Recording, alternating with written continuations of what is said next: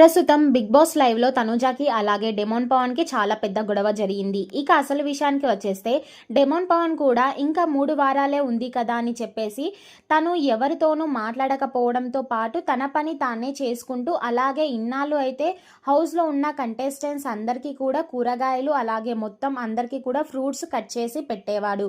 అయితే మరి డెమోన్ పవన్ గత కొన్ని రోజుల నుంచి ఏమనుకున్నాడో ఏందో ఎవరితోనూ మాట్లాడడమే కాకుండా తన ఫ్రూట్స్ తానే కట్ చేసుకొని తింటూ అలాగే కూరగాయలు కూడా కట్ చేయట్లేదు. దీంతో రీతు తనుజకి చెప్పుకొచ్చింది.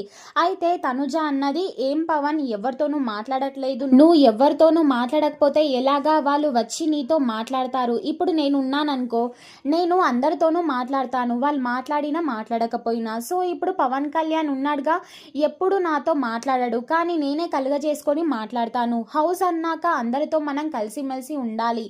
ఇలాగా ఇంకా 3 వారాలే ఉంటాం, తర్వాత ఎవరి తరం వాళ్ళు అన్నట్టు ఉండకూడదు అంటూ డెమోన్ పవన్ కి చెప్తుంటే, డెమోన్ పవన్ నువ్వు తొక్కల స్టేట్మెంట్ పాస్ చేస్తున్నావేంటి తనుజ, నేను ఎవరితోనూ మాట్లాడకుండా నేనైతే ఇండివిజువల్ గా ఉన్నానా ఏంటి, నువ్వు కావాలని అట్లా మాట్లాడకు అంటూ తనుజపై విరుచుకుపడ్డాడు.